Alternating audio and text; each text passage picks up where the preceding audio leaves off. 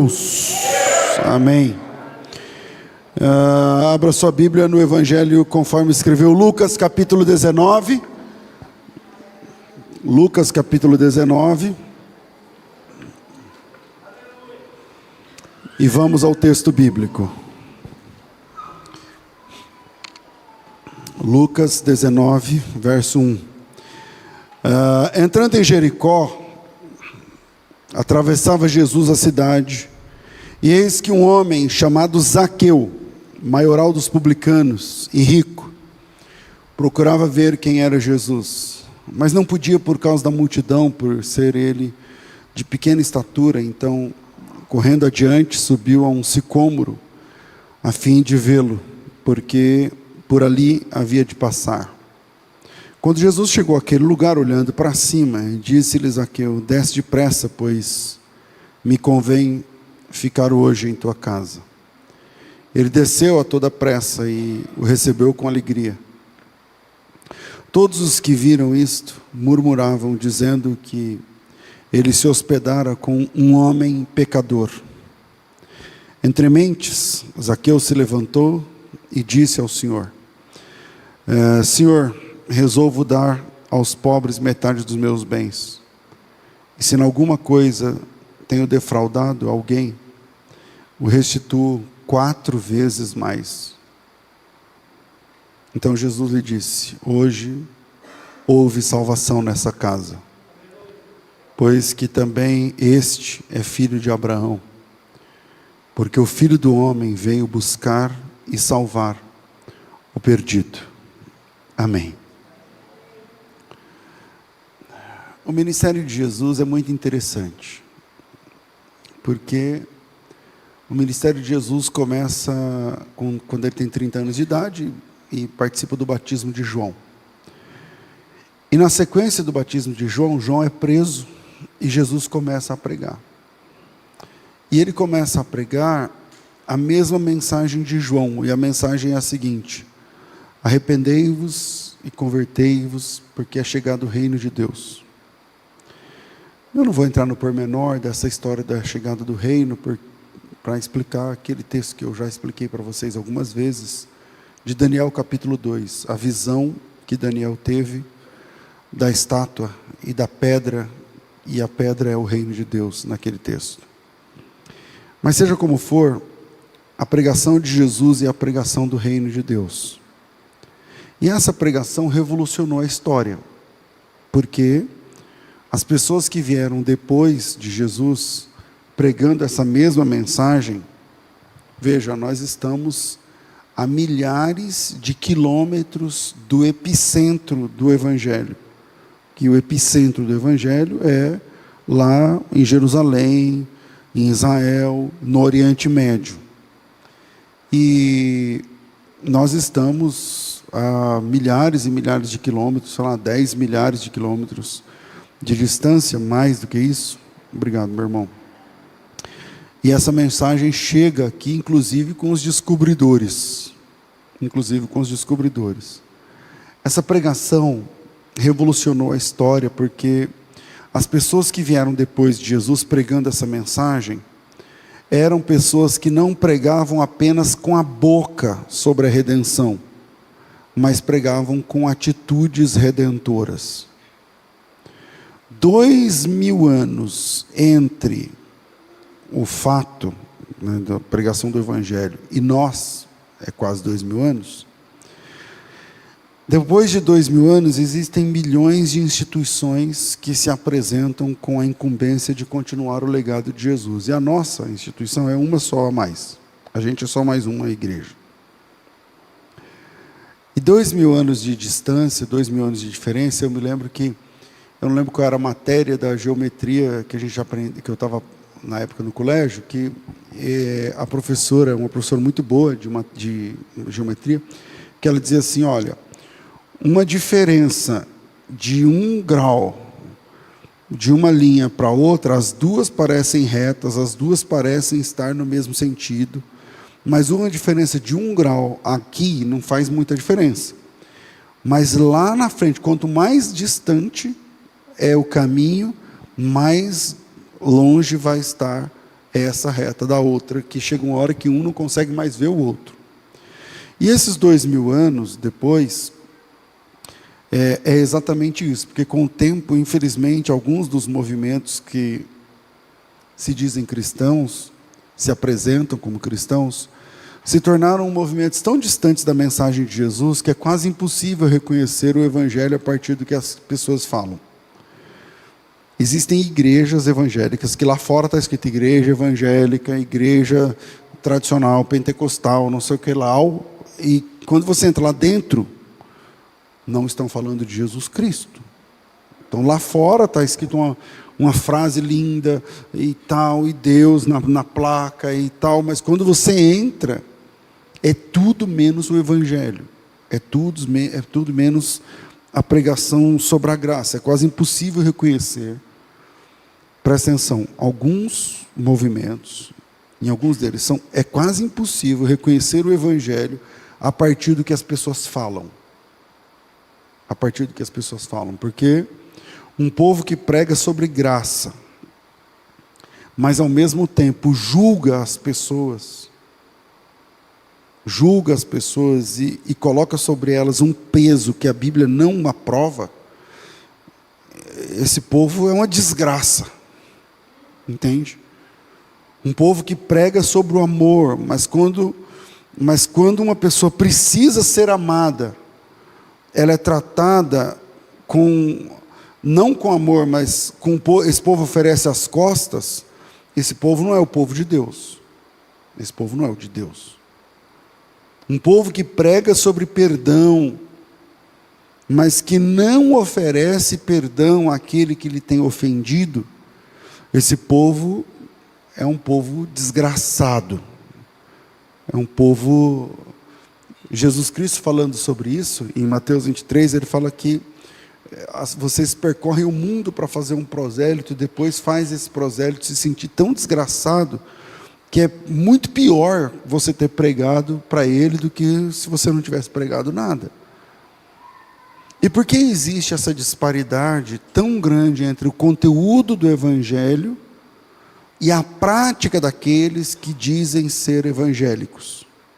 Porque existe um hiato, um abismo, uma lacuna, um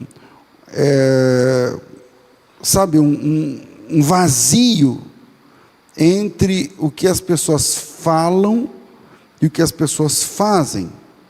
Entre a placa lá de fora, o dizer na camiseta, o adesivo do carro, o texto, o versículo da Bíblia e a prática do Evangelho. Por que existe esse lapso? Por que existe essa diferença? Bom,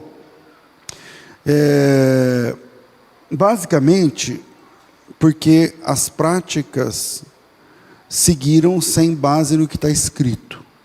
Quando você tem um grupo que se divorcia do texto e começa a pregar o que eles acham que é o texto, o que eles acham que é o Evangelho, o que eles acham que é o que Deus disse, mas não é o que Deus disse.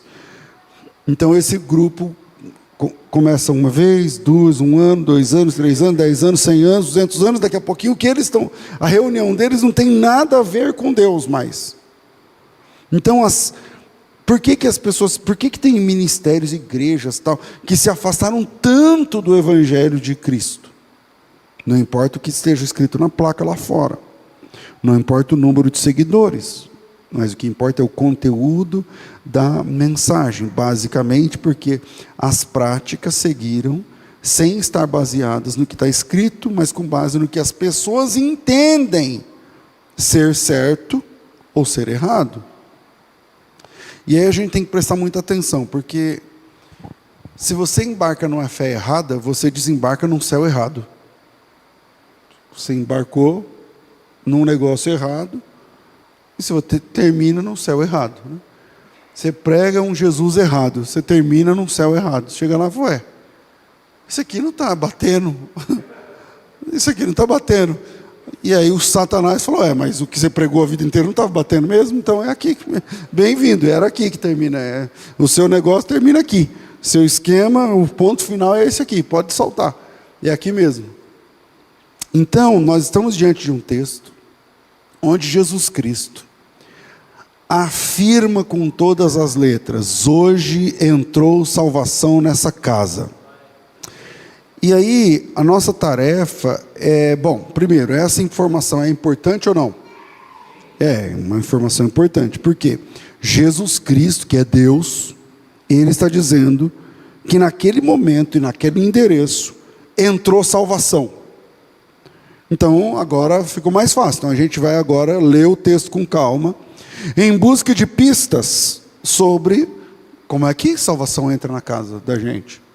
Porque se a gente fizer isso com sinceridade, honestidade, integridade, dignidade, respeito, é possível você sair daqui hoje triste demais, porque você pode sair daqui dizendo: então a salvação não entrou na minha casa. Ou é possível você sair daqui dando glória a Deus, dizendo: a salvação entrou na minha casa. E quais são as pistas? Então, você não gostaria de saber o que é preciso acontecer para que Jesus diga que entrou salvação na sua casa? Eu gostaria. Então, esse texto é um texto importante. Porque quando Jesus disse: hoje veio salvação nessa casa, Ele não estava dizendo da minha, nem da sua. Ele estava falando da casa de Zaqueu. Então, a gente tem que ir lá na casa de Zaqueu, pegar a nossa lupa e ir atrás de pistas. Como é que a salvação entrou na casa de Zaqueu? O que é que aconteceu lá, que precisa acontecer aqui, para que o Senhor diga da minha casa: hoje entrou salvação nessa casa. Ou para que eu caia em si, em mim, melhorando o português, para dizer: a salvação está longe da minha casa, eu tenho que resolver isso. Eu tenho que me enquadrar no que a Bíblia diz. Então, o Zaqueu é um homem que recebeu Jesus em casa, né? Receber Jesus em casa naquele contexto era um risco. O Zaqueu, inclusive, foi taxado, né? Jesus foi taxado de ter ido na casa de um pecador e tal. Mas antes de percebermos Jesus dentro da casa de Zaqueu, é interessante a gente entender o contexto remoto. O contexto remoto. Então, vamos lá. Na hermenêutica, na arte da interpretação do texto bíblico, para quem gosta de estudar, existem as duas leis. A lei do contexto imediato, que é a principal. O texto diz o que ele está dizendo, a Bíblia interpreta a própria Bíblia, não sei o que elas são, as regras da hermenêutica. E nas regras da hermenêutica, você tem a lei do contexto imediato. E você tem a lei do contexto remoto. Então, o que é contexto imediato, o que é contexto remoto? Antes da gente ir lá na casa de Zaqueu, que é o contexto imediato, a minha proposta é a gente dar uma olhadinha no contexto. A casa de Zaqueu é o contexto imediato, eu estou chamando você para dar uma olhadinha no contexto remoto. Faz sentido o que eu estou falando? Tá. Vamos dar uma olhada no contexto remoto. Pastor, não estou entendendo. Isso aqui não é uma aula, não, né? É uma pregação. Então, como é que é isso aí? Negócio de hermenêutica, contexto, não sei o que lá. Como é que é isso? Bom, o contexto imediato é aquele que está ligado obrigatoriamente ao texto em si. Enquanto que o contexto remoto é aquele que, embora próximo, não está diretamente ligado ao desenvolvimento do texto que você está analisando. Então, o que você faz quando você olha o contexto remoto? Tira o zoom da leitura, o zoom que você está olhando só naquele texto. Eu vou ler o contexto remoto. Não, tira o zoom, aí eu vou olhar o que está um pouco antes, um pouco depois ali. Então, a minha tarefa com você na introdução aqui é olhar a agenda de Jesus antes da casa de Zaqueu. Então, veja o que acontece no contexto remoto. Zaqueu está no capítulo 19, volta uma página, vai para o capítulo 18. No capítulo 18, Jesus é procurado por um jovem, e esse jovem é um milionário, ele é rico. Ele tem muita grana, ele tem muitas propriedades, e é muito fácil deduzir na Bíblia que esse cara é um milionário, ele tem muita grana. E aí esse jovem, ele chega até Jesus com uma questão. Ele diz assim para Jesus: o que eu preciso fazer para ser salvo? O que eu preciso fazer para ser salvo? Bom, Jesus é interpelado, Jesus está caminhando, chega o rapaz e fala para ele. O cara não fala que ele é rico, só que Jesus é Deus, sabe tudo. E o cara pergunta, bom mestre, o que eu hei de fazer para ser salvo? Tal? Bom, e o que Jesus responde? Jesus cumpre o protocolo. Jesus cita o protocolo. Qual é o protocolo? Cumpra os mandamentos e você é salvo, bicho. Siga os mandamentos. Conhece os mandamentos? Eu conheço. Jesus cita uns 2 ou 3 mandamentos, ele falou, conheço. Ele falou, então faça isso e viverás, você vai ser salvo. E o jovem, ele diz assim, então, eu já faço tudo isso. E aí Jesus diz para ele, então se você quer ser perfeito, eu não sei se ele fala isso no texto de Lucas ou de Mateus, mas em um deles ele fala, se você quer ser perfeito, então é o seguinte. E na sequência Jesus aplica uma prova prática no cara. Fala, você já segue tudo isso? Deus é o seu Senhor mesmo? É meu Senhor mesmo. Então vamos à parte prática. Aí ele falou, qual é a parte prática? A parte prática, como que funciona? E Jesus disse para o cara o seguinte, cara, vende tudo que você tem e não dê para mim o dinheiro. Dê para os pobres. Você mesmo faz essa gestão. Vende tudo que você tem, distribui o seu dinheiro para os pobres. Quando você fizer isso, você vai ser um pobre também. Porque se você vender tudo que você tem, você entregar tudo para os pobres, você passa a não ter nada. E quem não tem nada é pobre. Então, quando você ficar pobre, então você vem e me segue. E aí a Bíblia diz que o homem se entristeceu. Não sei se você está lendo isso no texto que eu indiquei no 18. O homem se entristeceu. E a Bíblia diz que ele se entristeceu. Vamos lá. O jovem não passa na prova porque a Bíblia diz que ele tinha muitas riquezas. O verso 22, 18 e 22. Ouvindo, Jesus lhe disse, uma coisa ainda te falta, vende tudo que tens, dê aos pobres e terás um tesouro nos céus, depois vem e segue-me. Mas ouvindo ele essas palavras, ficou muito triste, porque ele era riquíssimo, diz a minha Bíblia. Ele era riquíssimo.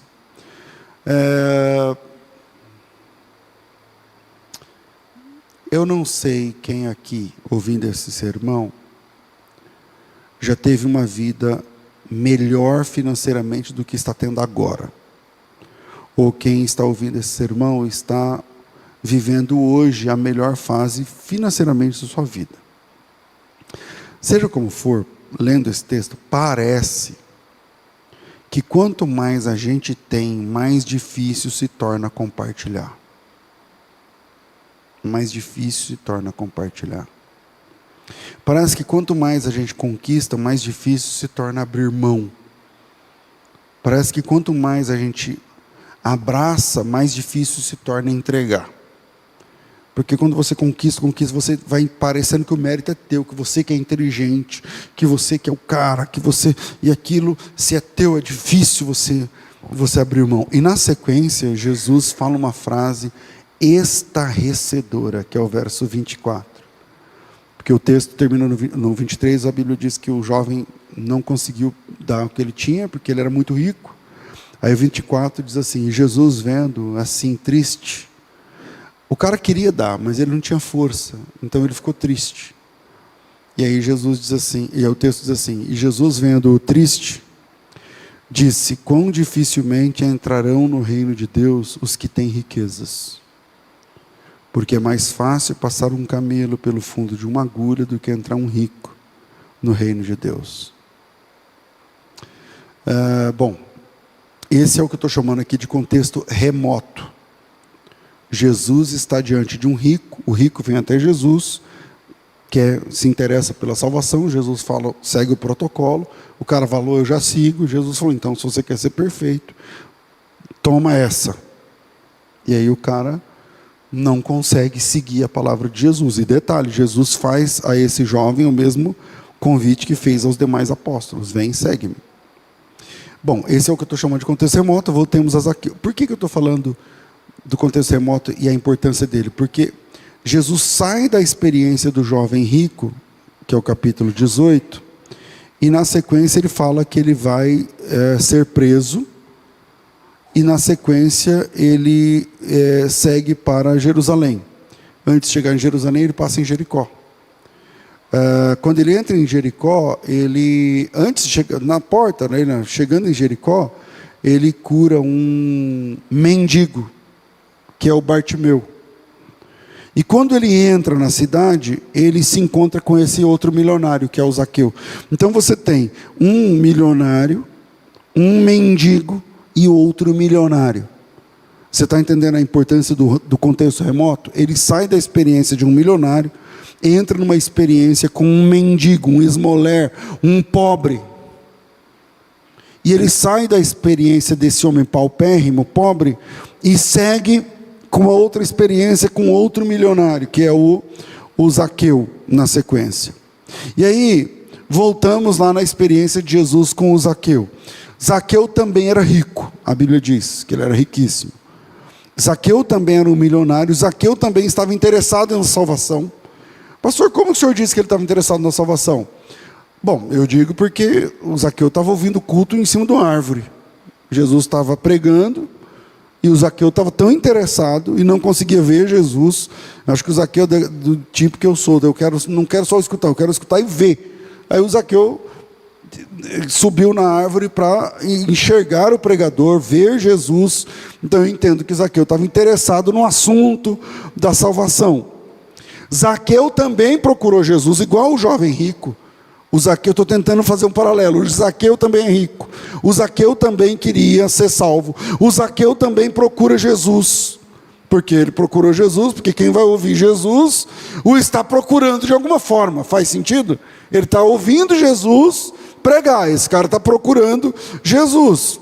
Mas no caso de Zaqueu, houve uma mudança na forma como Jesus lidou com ele. Diferente da forma do jovem rico, Jesus ele fez diferente no caso de Zaqueu. Jesus não chamou Zaqueu para segui-lo. Jesus disse para Zaqueu: vem e segue-me. Foi Jesus quem quis seguir o Zaqueu, porque Jesus diz assim: hoje me convém pousar na sua casa. Onde é a sua casa? Então vai que eu vou junto com você. Hoje eu vou com você na sua casa. Então foi Jesus quem seguiu Zaqueu até entrar na casa de Zaqueu e passar com ele aquela noite. Percebe essa mudança? Então, para o primeiro jovem rico, Jesus chama o cara para segui-lo. Tem o Bartimeu no meio, e aí vem o Zaqueu. Jesus fala para o Zaqueu: onde que é a sua casa, vai que eu vou junto. Então é Jesus que vai junto com Zaqueu. Há uma mudança, você percebe aí uma alteração? Jesus não convidou Zaqueu para ir com ele, Jesus se convidou, se autoconvidou para ir até a casa de Zaqueu. Então tem uma diferença na forma como Jesus lidou com esses dois milionários. Agora, Jesus que vai ser recebido na casa de Zaqueu, diferente de Jesus receber o jovem rico para ir com ele. Tem uma música do... Essa música chama Alguém Como Eu. Eu não vou lembrar o nome do irmão. A música fala, é como se o cara estivesse recebendo uma visita de Jesus. E a música fala assim: entra, mestre, a casa é sua. Estênio Márcios: entra, mestre, a casa é sua. Estás cansado? Não, entra, mestre, descansa um pouco. Estás cansado, estás sedento e rouco. Dorme, mestre, a casa é tua. Já fechei a porta, a janela, para a rua. E na sequência, parece que quando esse rapaz recebeu Jesus na música, no verso, no poema do Estênio, ele fala assim que Jesus estava tão cansado, que na segunda estrofe ele fala assim: deixou-me falando só, dormiu tão pesado, fazia dó. Como será, mestre, esse sonho teu? Sonhas como homem ou sonhas como Deus? Sonhas com a glória que tinhas com o Pai na luz, ou sonhas com a cruz? Vale a pena ver essa música depois. Alguém Como Eu chama a música. E depois ele acorda Jesus e fala: perdoa, mestre, porque já é hora, uma multidão te espera lá fora. É só se eu cantar a música para lembrar o resto da letra. Perdoa, mestre, pois já é hora, uma multidão te espera lá fora. Estás decidido, não te detenho, vais curando até chegar ao lenho. E por último, partiu, fica a paz em mim, e fica a casa com cheiro de jasmim, e vais verter a vida do corpo teu para para tirar a culpa de alguém como eu, alguma coisa assim. Vale a pena ver essa música, depois você procura lá alguém como eu. Mas aí Jesus, então, diferente no caso com o jovem rico, o Zaqueu, Jesus tem uma métrica lá, um tratar diferente. Jesus não convida Zaqueu para ir com ele, como tinha feito com o jovem rico, e não deu certo com o jovem rico. Jesus se autoconvida para ir na casa de Zaqueu. E aí a gente tem o primeiro ponto dessa mensagem. Primeiro, a salvação nem sempre acontece quando você entra na casa de Deus, mas quando Deus entra na sua casa. E essa transformação é muito importante, porque nós vivemos o Evangelho de nós na casa de Deus. A nossa fé se completa em você na casa de Deus. E aí, quando a gente vai para a história de Zaqueu, a gente percebe, o primeiro ponto, a salvação nem sempre acontece quando você está na casa de Deus, mas quando Deus entra na sua casa. Nós criamos um protocolo de espiritualidade. Qual é o protocolo de espiritualidade? Eu no endereço de Deus. Criamos um protocolo de espiritualidade. Qual é o protocolo de espiritualidade? Você na casa de Deus. E na casa de Deus tem regra. E na casa de Deus, quando você está no endereço de Deus, tem protocolos. Tem a roupa da religião, tem o vocabulário da religião, tem o esquema da religião, o cabelo da religião, a música da religião, o serviço da religião, o dia da religião, a hora da religião.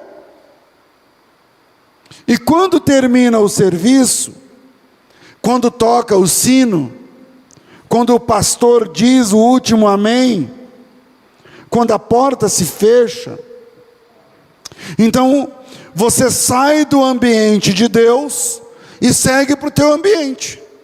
Então o protocolo é eu na casa de Deus. Quando? Uma vez por semana, porque eu tenho mais o que fazer. 2 vezes por semana. 3 talvez, para o cara que é mais igrejento, aí é 3 vezes por semana. Tudo bem. E aí acabou, minha espiritualidade se resume em eu na casa de Deus. Quando? Dia tal, tal e tal. Que horas? Tal e tal. Para fazer o quê? Tal e tal. E aí tem um protocolo que eu estou chamando aqui de protocolo da religião. Qual é o protocolo da religião? Eu na casa de Deus. Então eu tenho check-in e check-out. Eu entro na casa de Deus e eu saio da casa de Deus. Então eu congrego, então estou na casa, estou no ambiente de Deus.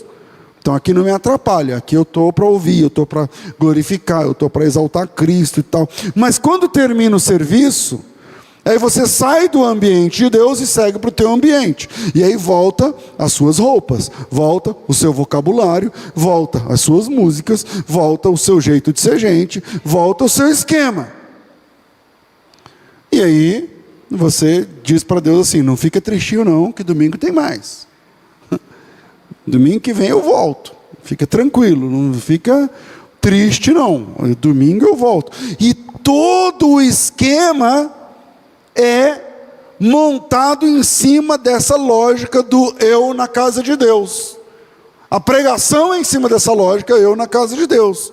Irmão, guarda teu pé quando entrar na casa, porque aqui na casa tem que ter reverência, porque aqui tem que ter assim, porque aqui você é assado, porque a roupa é assim, a gravata tem que ser tal, eu não sei o que, tem que ser assim.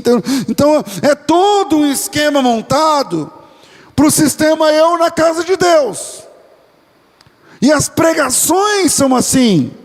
Então você vai pregar o evangelho, o cara está lá ímpio, nunca veio, nunca foi, tal, não é iniciado na fé, nesse negócio de crente.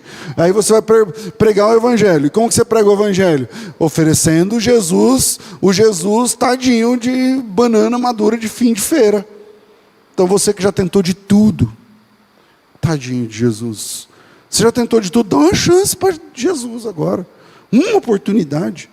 Você não quer dar uma oportunidade para Jesus? E o que é dar uma oportunidade para Jesus? Se alista no esqueminha do eu na casa de Deus, para você também fazer igual a mim, igual aos restantes aqui, de 2, 3 vezes na semana, você tem uma agenda que compreende você desligar tudo lá do seu esquema e você vem para cá e abre o coração e eu te louvo, eu te adoro, eu te busco, eu te procuro, eu te acho, eu te não sei o que lá. E tá bom, isso é até que hora? Até que hora? Não, até umas 9h30, tal. Ah, então tá bom, eu te busco, eu te quero, só que ela deu 9h30. Bom, beleza, amém, amém, amém. Agora vai embora, se o cara te der uma fechada no trânsito, volta o vocabulário de novo. E todo o esquema volta de novo, e esse é o esquema. Eu na casa de Deus é isso aí. O problema é que esse protocolo de espiritualidade é, na verdade, uma fábrica de hipocrisia. Uma fábrica de crentes fakes, que se travestem, falei certo? Que se travestem,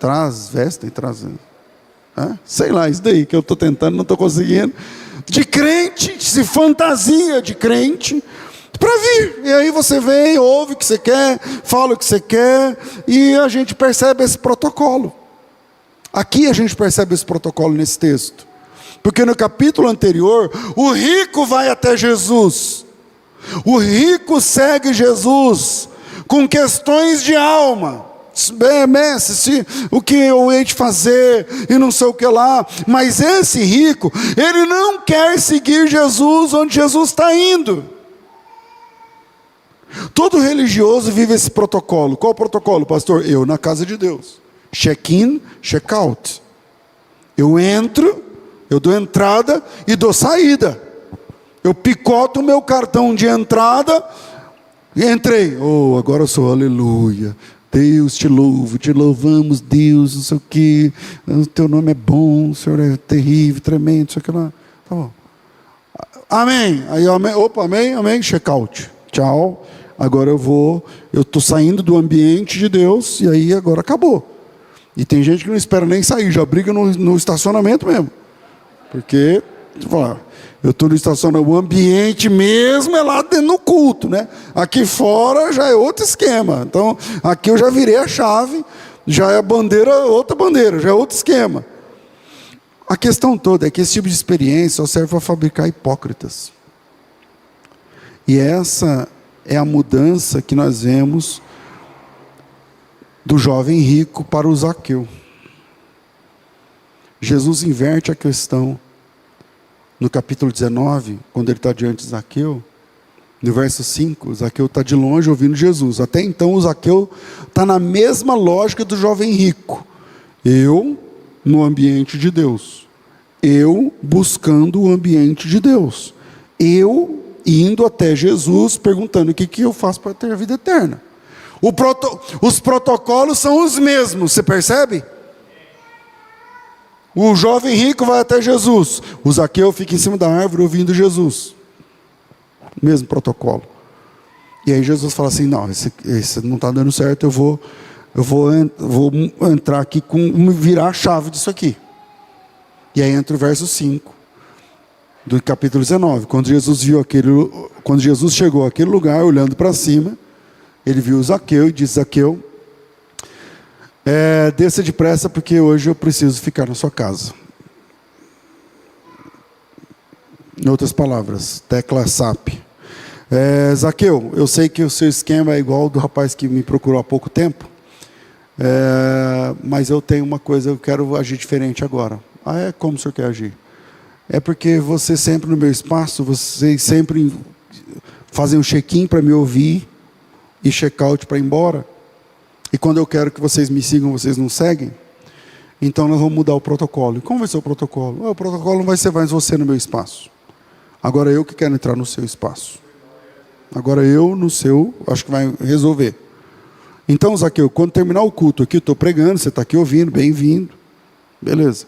Mas quando terminar o culto aqui, eu quero ir embora para a sua casa junto com você. Eu vou junto com você para a sua casa, e eu vou dormir na sua casa, e eu vou passar a noite na sua casa. Hoje me convém pousar na tua casa. Então a lógica de Jesus, para que haja salvação numa casa, é simples. A lógica é a seguinte, não é a quantidade de vezes que você frequenta a minha casa, não é a quantidade de vezes que você frequenta o meu ambiente, mas é como eu sou tratado no seu ambiente que importa. É como eu sou respeitado e tratado na sua casa que importa. Não é você na minha que importa, é eu na sua que importa. Então a questão não é sobre os protocolos que você segue no meu ambiente, mas é como você se comporta no teu quando eu estou lá. E qual a diferença que a minha presença faz no seu ambiente? Porque o cara vem para o ambiente de Deus aqui, que bênção, aleluia, glória, louvado seja o nome, não sei o que lá, beleza, mas e no teu ambiente, como é que funciona? Segundo, a salvação entra na casa de quem transita do crer para o viver. Quem transita do crer para o viver. Ok, Jesus resolveu ir até a mansão de Zaqueu, a casa luxuosa de Zaqueu. Então Jesus na casa de Zaqueu. Protocolo diferente. Não é Zaqueu na casa de Jesus. Não é Zaqueu no ambiente de Deus. É Deus no ambiente de Zaqueu. Ok. Isso já implica em salvação, pastor? Não. A julgar pelo texto lá de Zaqueu, não. Mas é o começo. Por que não implica em salvação? Porque para implicar em salvação, precisa haver o trânsito. O trânsito entre o acreditar, crer e o fazer, o viver, a atitude, a matéria do negócio. Entende? Ao ler com atenção essa visita de Jesus na casa de Zaqueu, a gente percebe um momento em que Jesus declara que a salvação entrou naquela casa. E esse texto é muito lindo. Porque Jesus disse assim: hoje veio salvação nessa casa, nesse lar. Mas como é que começa? Para que Jesus declarasse que a salvação entrou na casa de Zaqueu, quais etapas foram vistas? Então primeiro o verso 6, olha aí o verso 6 na sua Bíblia, confere aí comigo. Jesus tinha dito no verso 5 assim, desce depressa, Zaqueu, desce depressa, porque hoje me convém pousar na sua casa. Como Zaqueu reage a essa mudança? Porque o que Jesus está propondo é uma mudança no protocolo de espiritualidade. Qual era o protocolo de espiritualidade até então? Eu na casa de Deus. Então eu na casa de Deus eu vou quando eu quero. Eu na casa de Deus eu vou quando eu posso. Eu na casa de Deus eu vou se eu tiver afim. Quantas pessoas não estão aqui hoje porque não estão afim? Não estão afim. Estão em casa, lá. Alguns assistindo pela live. Outros não estão, outros estão fazendo qualquer outra coisa, porque não estão afim. Não estiveram afim de estar nesse culto. É assim a vida. Dias atrás, na ceia passada, eu cheguei do gabinete pastoral, estava orando, preparando o sermão. Aí quando eu cheguei, eu vi que não estava cabendo ninguém na igreja. Vocês viram domingo na ceia? Eu fiquei olhando, eu falei, deixa eu olhar aqui. Aí todo mundo é da igreja. Eu falei, ué, por que essa igreja não cabe de gente? Mas na quinta é murcho. No outro domingo, murcho. Por quê? Porque alguns falaram assim, eu não vou. Esse é o protocolo do eu na casa de Deus. Eu na casa de Deus se der eu vou. Eu na casa de Deus uma vez por semana eu vou. Eu na casa de Deus o meu compromisso é ir na quinta, o meu compromisso é ir domingo, o meu compromisso é ir na minha escala. Eu na casa de Deus esse o resultado. Aí, como que funciona o protocolo contrário? Jesus na minha casa. Jesus na minha casa, ele vai quando ele quer. Porque é o que ele diz a Zaqueu. Hoje, você está aqui aproveitando o culto, vendo da árvore, não é, Zaqueu? Tá. Beleza, só que hoje, terminando o culto, eu vou para sua casa. E aí? Aí como o Zaqueu recebe essa notícia? Verso 6. E ele desceu a toda pressa e recebeu Jesus com alegria. Eu gosto da versão antiga que diz que ele recebeu Jesus gostoso. Eu não sei se tem essa versão aqui. Tem alguém que tem essa versão aqui? Ali, a Jacira tem. E recebeu Jesus gostoso. Ok, esse é o primeiro ponto aí do como quando Jesus está no nosso ambiente. Mas no verso 7, continua. Todos os que viram isso murmuravam, dizendo que ele se hospedara para ser hóspede de um pecador. Então, primeiro, a forma como Zaqueu recebeu Jesus foi importante. Mas isso ainda não tem a declaração que entrou salvação naquela casa. Então, a forma como você recebe Jesus é importante, sim ou não? Claro. Mas ainda não é a declaração, hoje veio salvação nessa casa, não aconteceu nesse momento.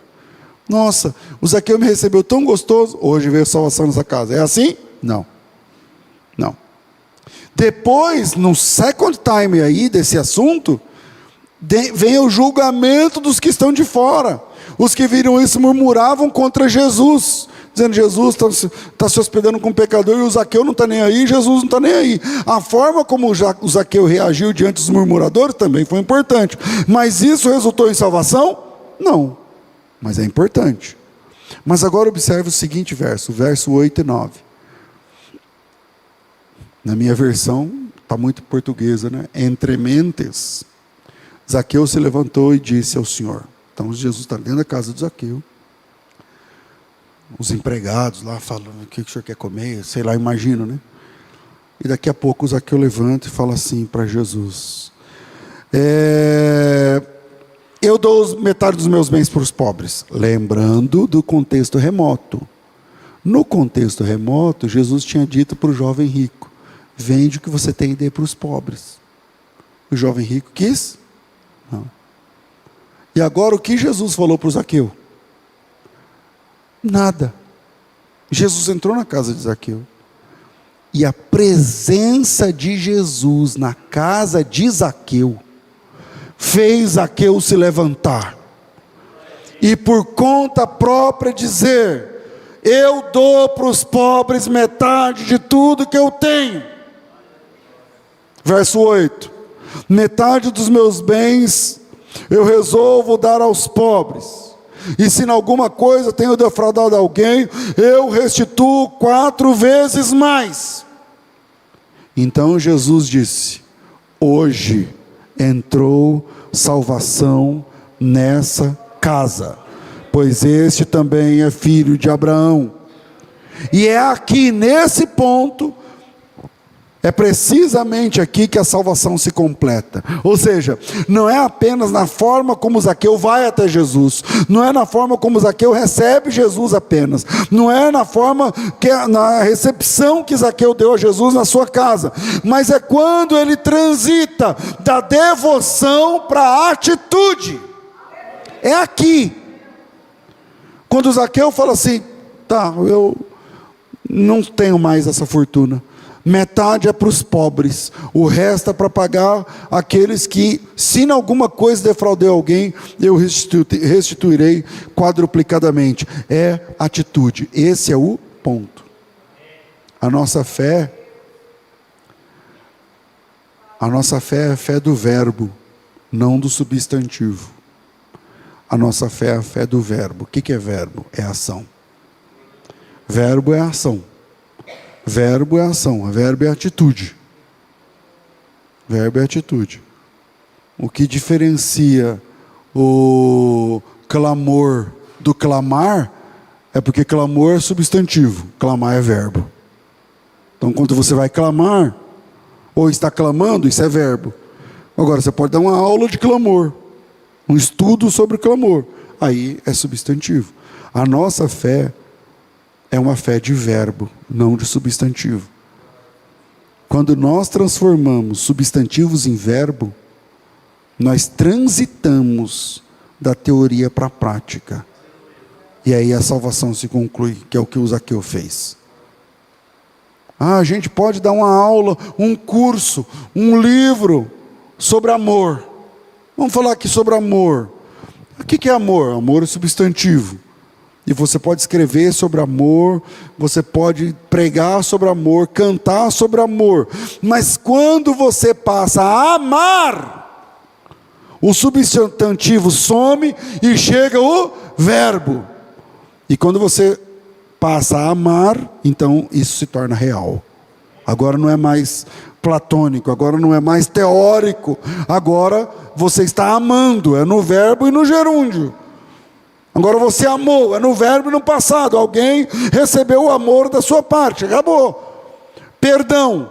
O perdão é um substantivo. Você pode pregar, você pode postar nas redes sociais sobre perdão, você pode cantar o perdão, você pode escrever livros, enciclopédias sobre perdão.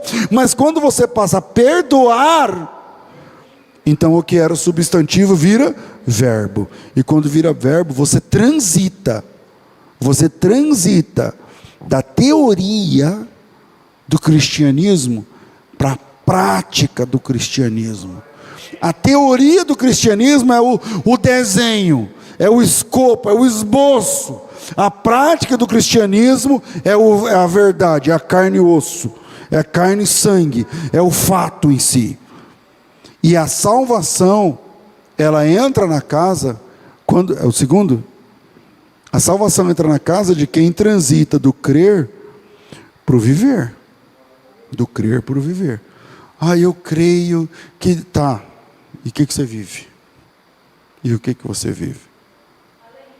É aqui que Jesus, na casa de um publicano milionário chamado Zaqueu, e diante das pessoas que estavam ali para julgar, aqui está Cristo, dentro da casa de um publicano, e diante de Jesus, o substantivo doação se transformou no verbo doar. E diante de Jesus, o substantivo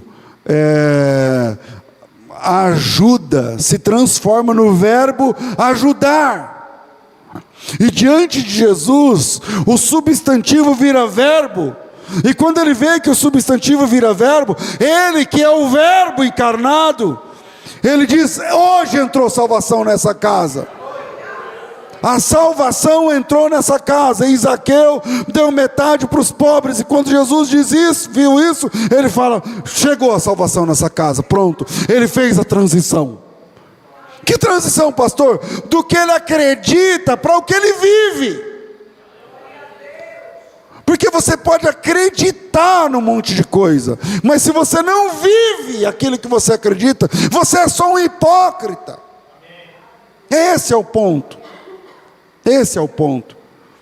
É a transição daquilo que você lê, que você prega, que você canta, para aquilo que você vive.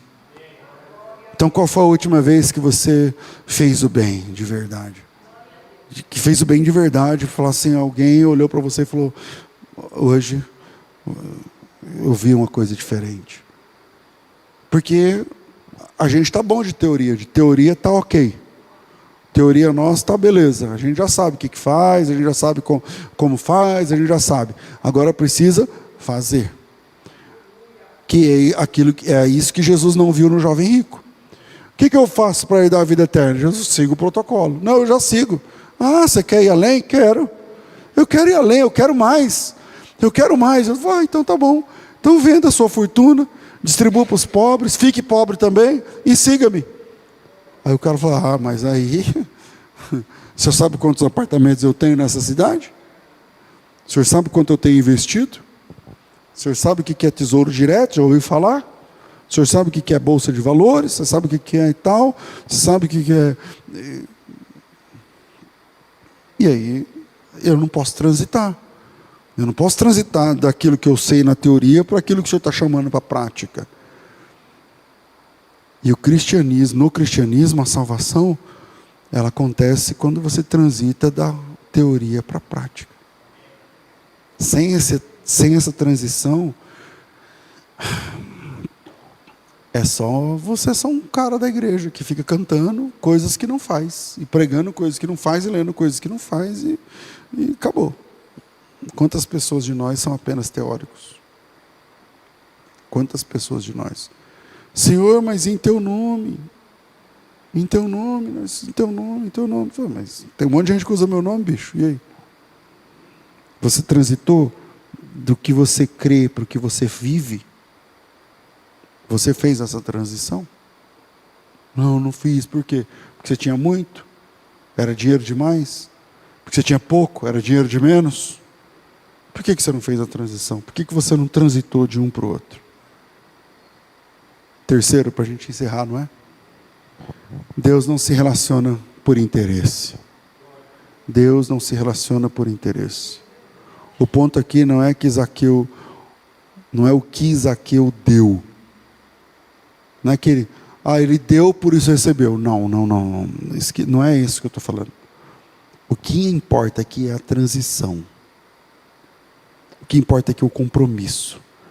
Deus viu que, diferente do jovem rico do capítulo anterior, Zaqueu estava mais preocupado em agradar a Deus do que preocupado com o que ele tinha, diferente do jovem rico. O jovem rico estava mais preocupado com o que ele tinha. Como que eu sei disso? Eu sei disso porque o texto lá do jovem rico termina dizendo assim, e ele se entristeceu porque ele tinha muitos bens. É por isso que ele se entristeceu. Então, meus irmãos, minhas irmãs, hoje, infelizmente, as pessoas pregam um Deus que não é o da Bíblia, é interesseiro. Deus interesseiro, olho gordo. Esse não é o Deus da Bíblia. Esse não é o Deus da Bíblia. Estão pregando um Deus que está de olho no que você tem. Vamos ver, quem vai dar, quem dá mais, quem dá mais, quem dá 1000 vem aqui, quem dá 500 fica aí embaixo, quem dá não sei o quê. Vocês não acreditam que isso acontece, né? Mas acontece. Mas acontece. E esse Deus não é o Deus das Escrituras.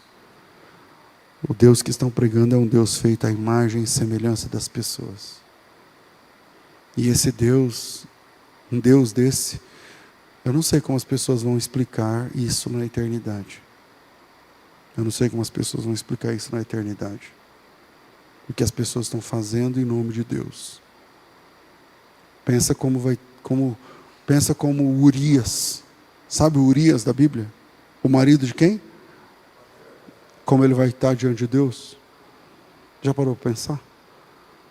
Eu não sei se você sabe, mas Urias é um heteu. Urias é heteu. Ele não é judeu. Ele não é da tribo de nenhuma tribo.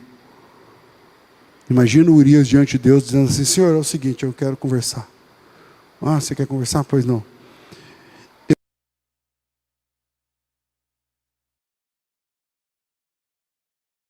Não nada disso. Eu sou um daqueles que pertenciam, eu sou de um daqueles povos que o Senhor resolveu tirar de Canaã e entregar para Israel. Mas eu acreditei no Deus deles. E me circuncidei. E me entreguei. E eu lutei por Davi. E eu segurei na espada por Davi até minha mão ficar grudada nela. E ele se aproveitou de mim e da minha mulher. E ele acabou com tudo que era meu. E ele me matou. E aí as pessoas dizem que ele é um homem segundo o teu coração. Então explica para mim, como é que é esse teu coração? Como é que funciona essa conta? Que não fecha para mim. Porque o mau testemunho que eu vi, não era do Deus que pregaram para mim. E eu nem sou judeu. Eu sou heteu. Como é que funciona essa questão? Como é que essa conta fecha? Como é que um homem que é segundo o teu coração acaba com a minha família? Como é que um homem que é segundo o teu coração acaba com a minha casa? Como é que um homem que segundo o teu coração faz uma balbúrdia em cima de mim e eu termino morto? E agora, como é que faz? Fecha essa conta para mim. A mesma coisa está acontecendo com aqueles que usam o nome de Deus em vão na situação que nós vivemos agora.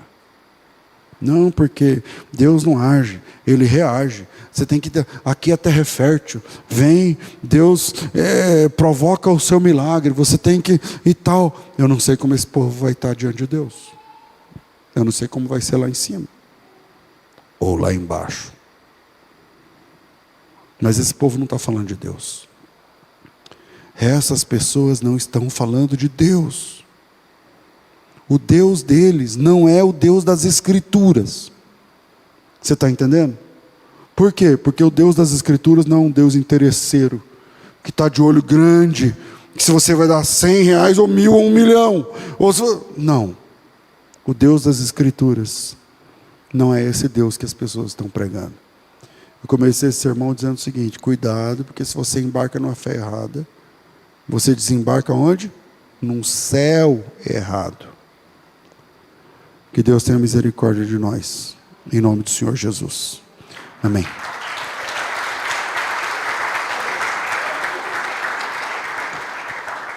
Meus irmãos, vamos ficar de pé, por gentileza. Chegou a hora do nosso ofertório.